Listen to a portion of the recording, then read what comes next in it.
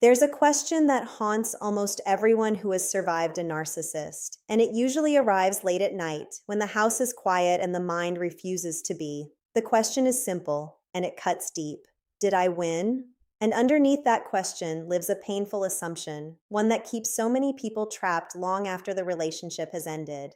Because most survivors believe that defeating a narcissist means watching them finally understand what they did. It means the apology that never comes. It means seeing them fall, seeing them exposed, seeing them suffer the way you suffered. And I want to say this gently because I know how much it costs to hear it.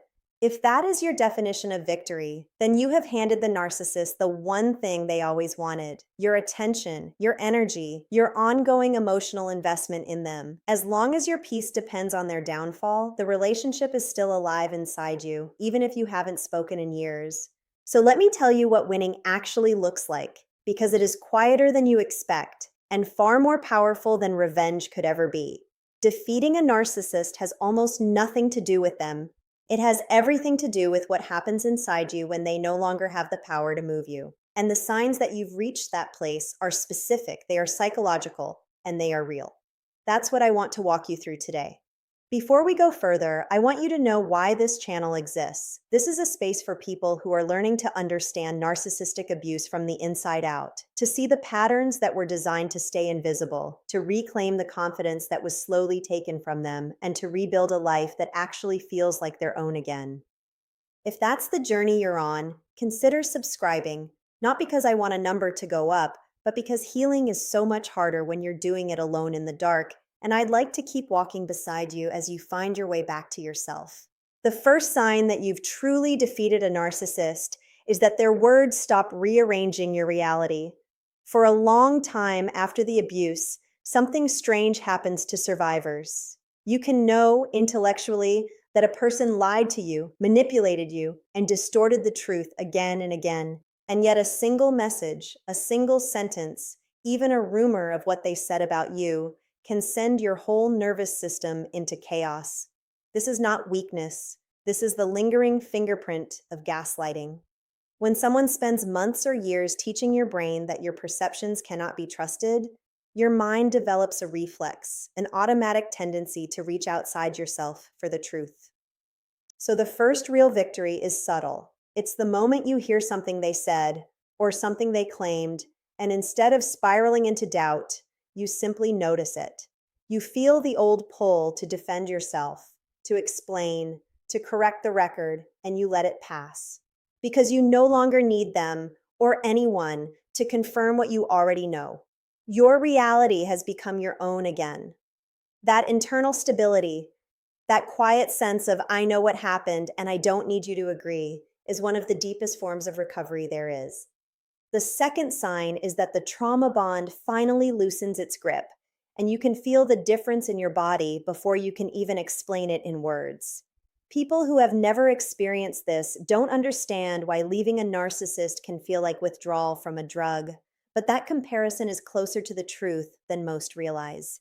In these relationships, you are cycled through intense highs and devastating lows. Affection followed by cruelty, warmth followed by cold, and your brain begins to associate that person with both the wound and the relief. It becomes a chemical loop. The very source of your pain becomes the thing you crave for comfort. So when I talk about defeating a narcissist, one of the clearest signs is that you stop missing them at the exact moments you used to miss them most. The lonely evenings no longer send you reaching for your phone. The good memories no longer arrive wrapped in longing. You can remember a genuinely happy moment from that relationship and feel nothing pulling you backward. That neutrality is not coldness, it's freedom. It means the bond that was chemically wired into you has finally been rewired and your nervous system has stopped treating them as home. The third sign runs deeper than most people expect, and it has to do with the war that was happening inside your own mind. Psychologists call it cognitive dissonance, and it's one of the most exhausting parts of narcissistic abuse. It's what happens when two truths that can't coexist are forced to live in your head at the same time. This person loves me, and this person hurts me. They're the most charming person I've ever met, and they're capable of astonishing cruelty. For as long as you're inside the relationship, your mind desperately tries to reconcile these opposites, usually by blaming yourself, because blaming yourself at least offers the illusion of control. If it's my fault, then I can fix it.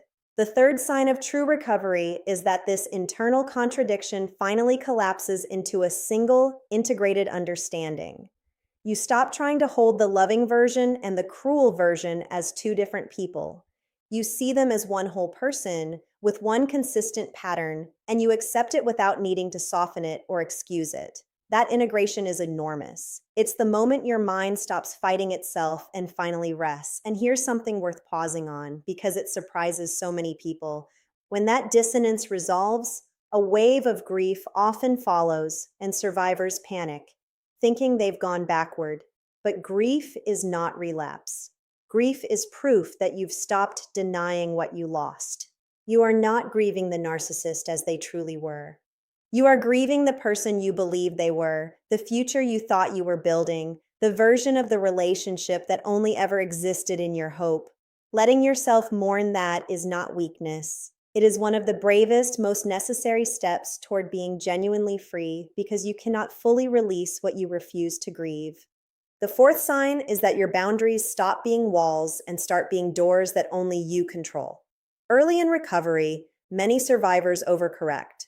They go completely rigid, cutting off everyone, trusting no one, treating every disagreement as a threat. And that's understandable because when your boundaries were violated repeatedly, the nervous system learns that the only safe boundary is a fortress.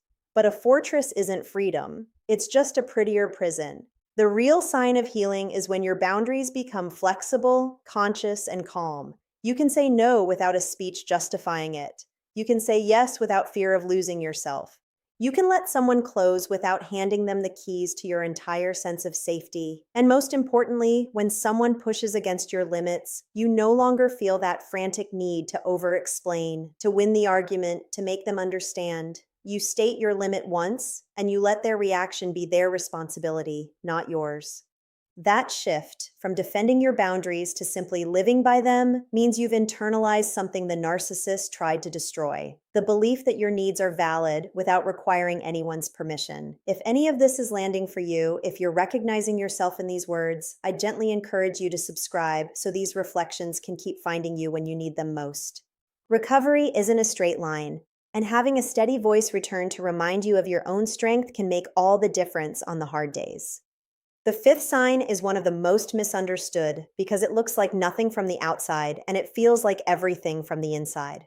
It's the moment you stop feeding the narcissist's supply, even in your own mind. Narcissists survive on a constant stream of emotional energy from others: admiration, fear, guilt, attention, reaction. Any strong emotion will do, because to them, your indifference is far more threatening than your rage. And here is the part survivors often miss.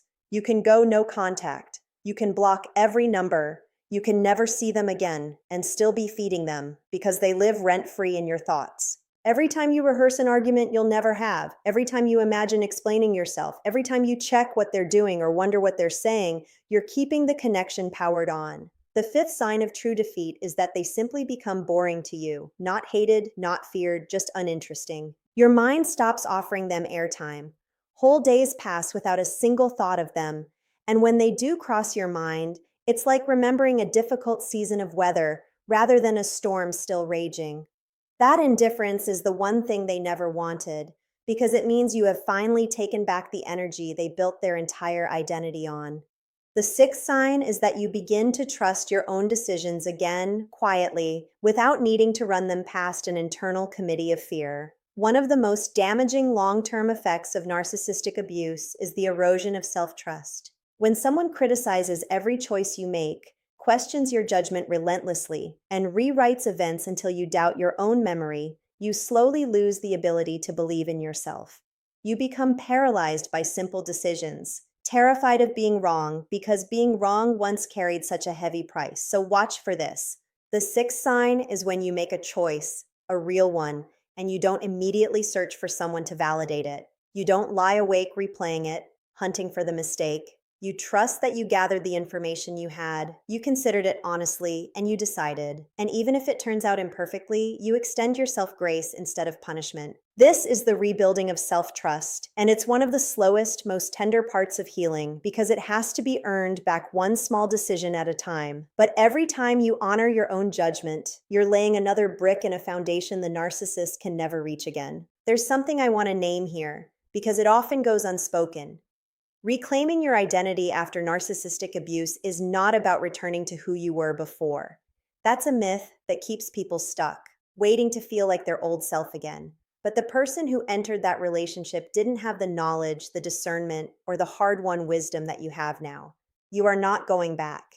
You are becoming someone new, someone who understands manipulation in a way most people never will, someone who can spot a red flag from across a room, someone whose compassion is now paired with clarity. That is post-traumatic growth, and it is real. Suffering does not automatically create it, but suffering that is processed, understood, and integrated absolutely can.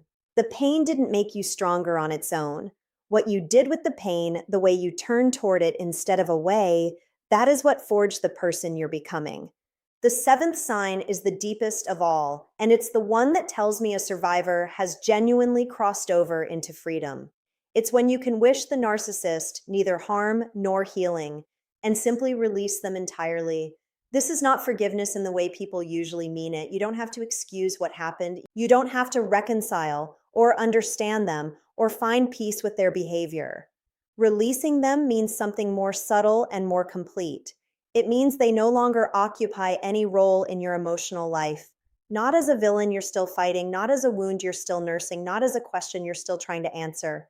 The energy you once spent trying to make sense of them gets quietly redirected toward your own life, your own people, your own future. And you'll know you've reached this place when you can genuinely say, I hope I never encounter that again, and then turn your full attention back to the life in front of you.